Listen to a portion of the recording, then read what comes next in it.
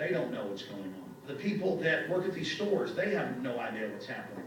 This is affecting all of us. This is hurting everyone. Many different forms of cancer are growing by thousands of percentage points. Diabetes, all these different diseases. And in major studies, it's all been linked to the toxic additives that are in our food, our water. And I haven't even had time to get into MSG. I mean, I've interviewed brain surgeons, neurologists, scientists. I mean, it just devastates the brain. It's an excitotoxin. It destroys the liver. And it is in tens of thousands of products. We can say no. We can stand up. But if you've got a neighbor giving fluoride water to their baby, please go over and warn them. If you've got a neighbor that's sitting there eating MSG-filled chips, one after the other, warn them. You've got... Get the picture? Does that make you want to run down to the grocery store and grab a bag full of groceries and bring them home? When the settlers settled the United States and were introduced by the Indians to maize or corn, an ear of corn was about that big. It has been rebuilt and remodified, like he said, to kill bugs that would crawl in it, to make it grow bigger, have more juicy kernels, be sweeter, all the things that we like in corn, so that we will go and buy an ear of corn and eat it and love it. It has been so enhanced that you cannot take the kernels of corn off an ear of corn and take them out and plant them in the ground at your house and grow corn. It will grow a plant, but it will grow no ears of corn. You can't buy a watermelon off the shelf and take the seeds and go plant them and get watermelons. It will grow a plant, but it will not grow a watermelon. One product after another, beans, peas, apples, oranges, all of these things, they're genetically enhanced because they're wonderful to us. Who wants to eat an orange with seeds in it? Let's get rid of the seed. We'll manipulate it around a little bit. But in manipulating the genetics of the orange, we eat the orange. And there are things in there that our body just does not like. I have heard dozens and dozens of friends of mine say, why do we have so much cancer in this day and time when we never heard of it years ago? Yes, ma'am. Are you telling me that in the Agenda 21 that this is what they're telling our companies and things that they need to do? Yes. We're doing it anyway. We've done it for a long time. The Agenda United 21 States- has been around for a long time. They just put a label on it in 1992. I showed the stuff, I've got the paperwork I can show you, where they claimed that their initial jump was in 1963 when they first showed up, but they've been around since 1933 trying to do this kind of manipulation. And not only, yes, is this part of Agenda 21, but it's working. What is the Planned Parenthood ideal size of an American family? 2 kids. Two children. In other countries, it's 1. In China, it was 1. In the United States, they show it. You see it in movies. You see it on TV commercials. The ideal family is a mom and a dad, a little boy and a little girl, and we just hug ourselves together. That's so wonderful. Well, let me show you something. I showed you this before, but look at this. If you take a mom and a dad, and they have a little boy, and you take another mom and a dad, and they have a little girl, and then this little girl marries this little boy, and they have a child, where does the next spouse come from? Do the math. Multiply that out by 310 million people.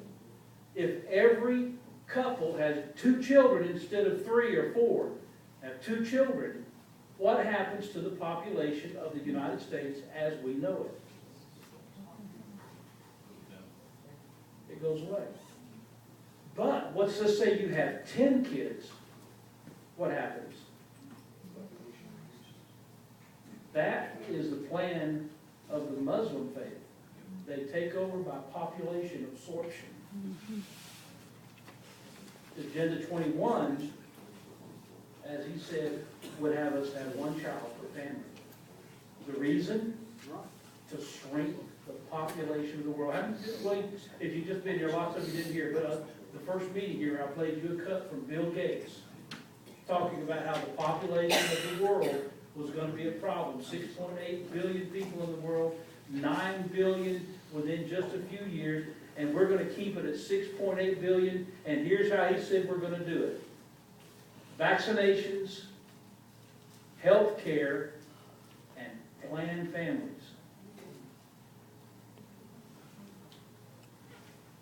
Birth control.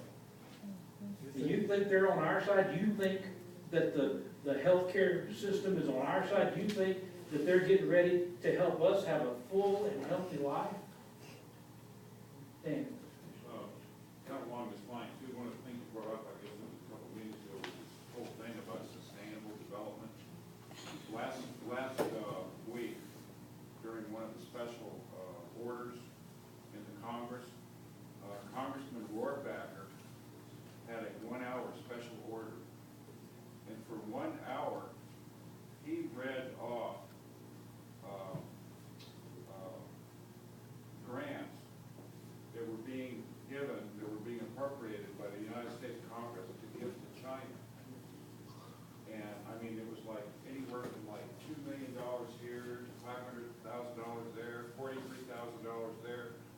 And what it was to send people over to China to teach them how to do things with regard to sustainable development and all of these things. So not only are we like borrowing money from China, and then sending people over there to educate them according to this global view of things. But then what's happening is they're giving these grants to like all of these people that are in these different cabinet agencies in the U.S. government.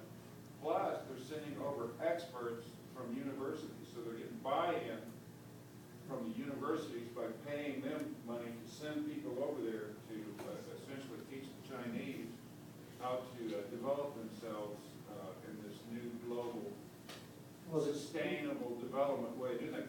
And he went on for an hour and just you know, reading the grant, giving a brief description of it for a solid hour.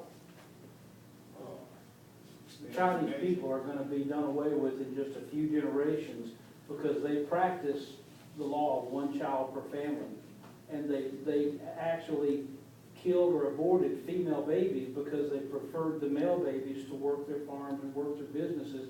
And now they have a huge population of guys with no girls. They will work themselves out of existence. So what they do is the largest population. India now is the largest population in the world. But China also has 2 cities that have been built by Agenda 21 principles where you can't drive a car inside the city limits, no buses, only mass transportation, feet, bicycles are allowed inside the city. And everybody lives inside these little cities and they work in these cities and it's all set up and it's exactly set up by the Agenda 21 standards. They are test cities. They are the cities that they hope will become United States cities, and it's coming. Just so if any of you wanted, here's some documents. We've gone over these before. Here's a We Can End Poverty in 2015. Now, I'm going to tell you something. In a third world country, I said this before, and I'll make people mad. You'll hate my guts, and you'll say, what kind of idiot is he? In some countries, people cannot help but live in poverty. In this country, people live in poverty by choice. By choice. And I know that's going to make some people mad. This is the President's executive order, the NDAA that you need to see. This is an example of Agenda 21 input into the United States, which they don't own yet, but they're after. This is a North American Forest Sector Outlook study, and this is Agenda 21 sending a bunch of scientists into North America from Canada all the way down to Mexico to take a look at our forest and see how that forest usage can be improved. By the way, they think that bamboo is the only sustainable wood in the world. Resilient people for resilient, this is their improvement on Agenda 21.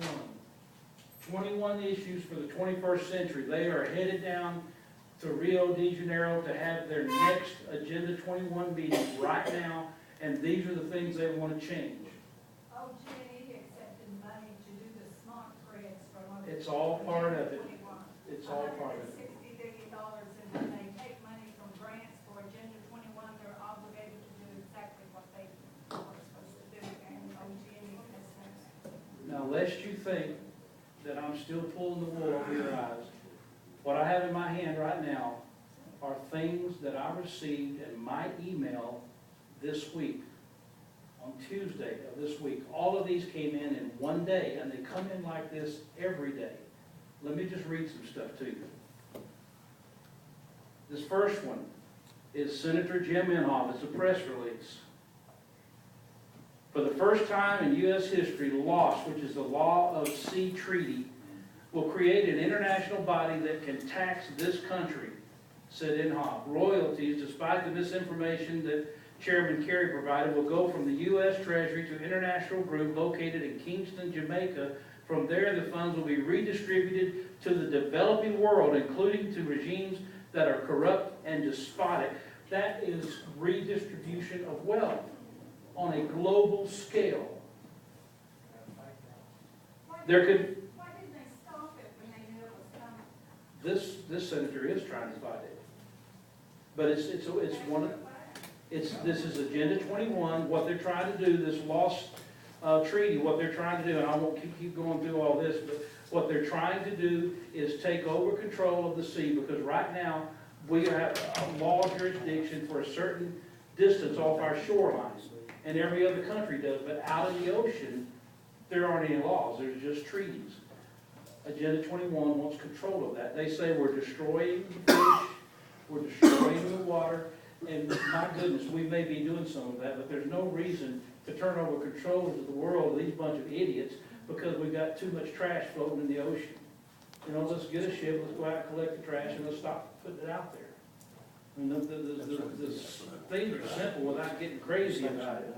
He says, in addition, we will be opening ourselves up to non-appealable lawsuits that will allow others, including environmentalists, to sue the United States military and commercial ventures for the environmental impact on the world's oceans and even the air above. This includes capping CO2, which means this is really a backdoor effort to enact, cap, and trade on a global scale.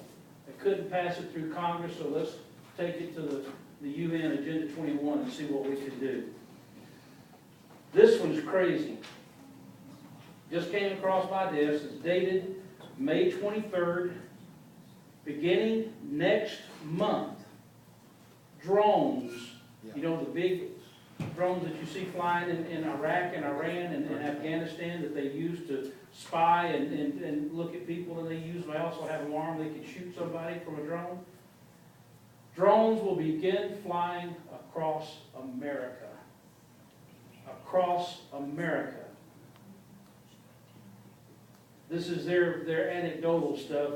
These remote-controlled unmanned aerial vehicles or drones will be at altitudes under 400 feet.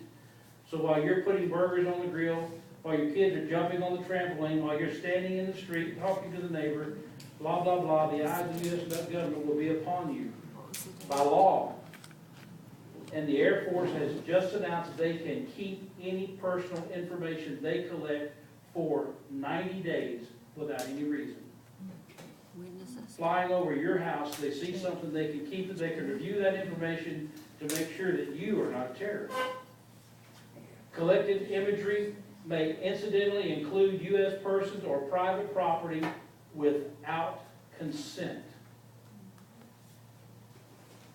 And according to them, they say that the this administration has begun to dismantle the That's something that's coming. It's not coming. No, it's here, it's done. As of next month, the drones will fly over the United States. We do. I mean, we don't need to know what they're going to do. They've already done Do you it. remember what I said at the beginning of this program? Change the We people. need to replace every one of those rascals up there on that hill. Any one of them that would vote for any of this nonsense, we need to say, you're not smart enough to be up there. That's what we need to do. Maps is part of it. Maps is part of We it. voted in Oklahoma City as part of it. Maps have been part of it